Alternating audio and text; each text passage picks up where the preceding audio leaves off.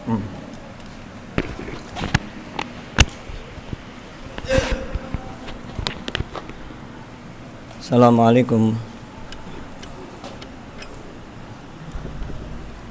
Assalamualaikum warahmatullahi wabarakatuh.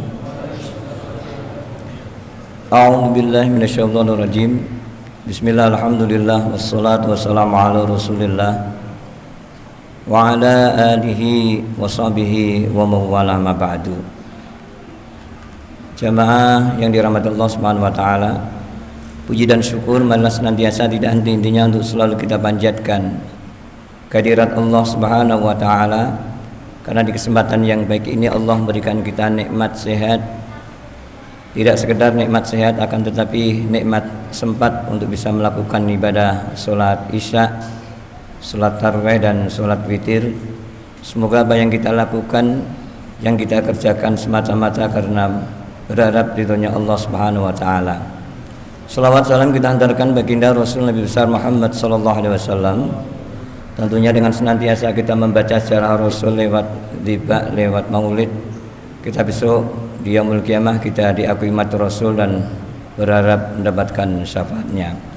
Jemaah yang dirahmati Allah Subhanahu wa taala, pada kesempatan malam hari ini kita kembali dipertemukan di bulan suci Ramadan di tahun ini. Seperti biasa di akhir Ramadan tahun yang lalu kita berdoa kepada Allah Subhanahu wa taala agar kembali dipertemukan di tahun dengan Ramadan tahun yang akan datang. Dan alhamdulillah pada kesempatan yang baik ini kita kembali dipertemukan. Mari kita gunakan kesempatan yang baik ini, karena kesempatan tidak akan pernah datang untuk yang kedua kalinya. Tentunya kesempatan yang baik ini kita untuk memperbaiki ibadah kita. Tentunya di bulan suci Ramadan ini tentunya banyak ibadah-ibadah yang penuh dengan bonus, bahkan orang tidur di bulan suci Ramadan mendapatkan pahala dari Allah Subhanahu wa taala.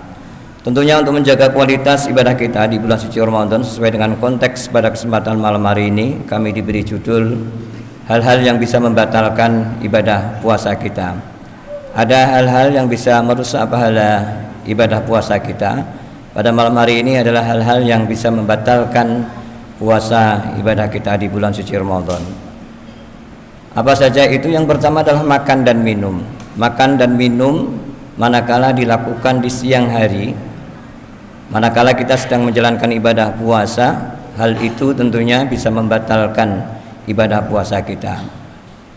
Lain halnya kalau misalkan panjenengan semua dalam posisi lupa, tidak disengaja, misalkan panjenengan malam hari ini tarawih, besok sholat subuh, setelah sholat subuh itu tidur, bangun tidur tiba-tiba ke dapur ambil makan.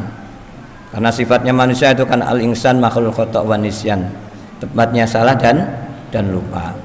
Kalau itu dilakukan, misalkan panjenengan betul-betul tidak ada unsur kesengajaan, maka makannya misalkan jenengan sudah dapat satu piring, satu teh atau satu kopi, jenengan baru ingat, berarti makannya bonus, ya. Artinya nanti siang jangan diulang kembali, itu atau ngelali meneh, itu tidak boleh. Ada lagi misalkan satu contoh, ada yang orang makan misalkan dapat setengah piring dan satu sendok masih di dalam mulut, tiba-tiba jenengan ingat kalau hari itu sedang berpuasa. Bagaimana yang di mulut itu? Kalau panjenengan yang di mulut itu kembali dimuntahkan dan jenengan berkumur dengan bersih agar makanan itu tidak kembali masuk ke dalam perut kita, berarti puasa kita masih bisa dilanjutkan. Akan tetapi kalau panjenengan misalkan nuwun sewu daripada mubadir, padahal jenengan sudah ingat, dimasukkan, otomatis puasa panjenengan akan batal. Ya, jadi kalau ingat ya langsung kita muntahkan dan berkumur dengan bersih, tidak ada sisa makanan yang masih menempel di mulut kita. Selanjutnya yang kedua apa? Yang membatalkan puasa kita adalah hubungan suami istri. Manakala dilakukan di siang hari, meskipun itu istri kita, ya, itu tidak diperbolehkan, akan membatalkan puasa kita. Apakah tidak boleh selama bulan suci Ramadan ini kita melakukan hubungan suami istri? Ya tentunya boleh. Akan tetapi di waktu yang sudah ditentukan. Misalkan jenengan nanti setelah sholat tarawih atau setelah saking ora kuwate badhe buka, itu juga tidak apa-apa. Ya. Jadi nanti sampai menjelang apa? Menjelang imsak. Kalau jenengan memaksakan di siang hari bisa kena kafarat. Kafaratnya apa? Kafaratnya yaitu memerdekakan budak atau memberikan pekerjaan kepada budak. Kalau itu tidak bisa dilakukan, kafarat yang kedua adalah memberikan berpuasa selama 2 bulan berturut-turut tanpa ada jeda. Kalau jenengan ada jeda, berarti harus mengulang lagi sampai 2 bulan lagi. Itu yang kedua kafaratnya. Yang ketiga adalah memberikan makan pada fakir miskin, pada 60 fakir miskin sebanyak 3 atau 4 kilo per orangnya. Sangat berat sekali kafaratnya. Jadi untuk mengantisipasi itu kita harus berhati-hati agar kita tidak kena kafarat dan kita bebas tidak melakukan itu. Nanti setelah menjelang maghrib insya Allah puasa kita aman. Selanjutnya, hal yang membatalkan puasa kita yang ketiga adalah memasukkan sesuatu di tubuh kita, ya, lewat hidung kita, lewat mulut kita, lewat telinga kita, lewat dubur kita, lewat kubul kita. Misalkan panjenengan siang-siang seperti ini, puasa-puasa seperti ini, main renang, ya di kolam renang itu kan riskan. Jadi kalau nanti ada air masuk lewat telinga kita, lewat hidung kita. Kalau lewat dubur itu biasanya kalau ada yang tidak bisa buang angin, kentut, itu kan ada obat yang dimasukkan dalam dubur kita. Dan itu akan membatalkan puasa kita. Jadi perlu kita hati-hati dalam ketika kita siang kita berpuasa. Jangan sekali-kali, kemarin ada pertanyaan, jikalau kita renang di siang hari bagaimana. Jadi kalau ada kemungkinan itu air bisa masuk lewat telinga kita, lewat hidung kita, jangan. Kalau bisa jangan dulu, ya. Jadi nanti setelah berbuka saja kita melakukan renang misalkan, ya. Selanjutnya, hal yang membatalkan puasa kita adalah muntah yang disengaja. Muntah yang disengaja itu bukan berarti masuk angin jenengan muntah, tidak. Kalau itu ada unsur ketidaksengajaan. Kalau muntah yang disengaja itu adalah ketika panjenengan memasukkan driji sampai ke mulut, sampai ke tenggorokan, itu biasanya akan merasa muntah. Jadi kalau muntah yang seperti itu akan membatalkan puasa kita, ya.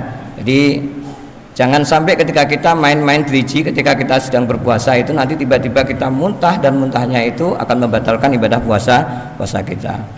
Jemaah dirahmati Allah Subhanahu wa taala, selanjutnya hal yang membatalkan puasa yaitu adalah haid atau nifas. Ini bagi khusus untuk ibu-ibu. Jadi kalau bagi bapak-bapak tidak ada alasan untuk tidak berpuasa dengan alasan misalkan lagi M gitu ya. M itu kan maknanya macam-macam, bisa males, yang jelas males gitu ya.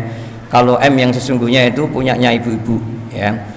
Selanjutnya, hal kembali yang membatalkan puasa adalah majnun. Majnun itu hilang akalnya. Kalau bahasa kita itu edan, ya. Jadi orang yang majnun itu bebas dari ibadah, termasuk sholat itu juga orang edan tidak diwajibkan untuk sholat, apalagi untuk puasa.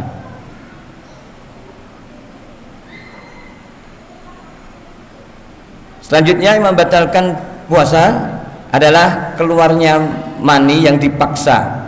Ya, jadi bagi anak-anak yang muda itu kalau memaksa mengeluarkan mani atau namanya unani itu akan membatalkan puasa kita. Jadi puasa kita batal. Apalagi dengan berharap pahala. Jadi puasanya batal, otomatis tidak ada pahalanya. Kalau sesuatu yang bisa merusak pahala puasa kita masih mendapatkan nilai puasanya masih diterima. Tapi kalau ini hal-hal yang membatalkan ibadah puasa kita. Ini tadi beberapa hal yang bisa membatalkan ibadah puasa kita. Semoga kita bisa menjaga ibadah puasa kita di tahun ini dengan baik. Mari kita tambahi ibadah puasa kita ini dengan senantiasa beramal baik, membaca Al-Quran. Kalau yang kemarin mungkin barangkali baru 1 juz, 2 juz, mungkin 1 khataman, tahun ini harus lebih baik daripada tahun kemarin, agar kita menjadi orang yang senantiasa beruntung. Semoga Allah senantiasa memberikan kita kekuatan, kesehatan, agar kita bisa menyelesaikan ibadah puasa di tahun ini dengan sebaik-baiknya. Ini saja yang bisa kami sampaikan, kurang dan lebihnya mohon maaf. Billahi taufiq wal hidayah wal afu minkum. Assalamualaikum warahmatullahi wabarakatuh.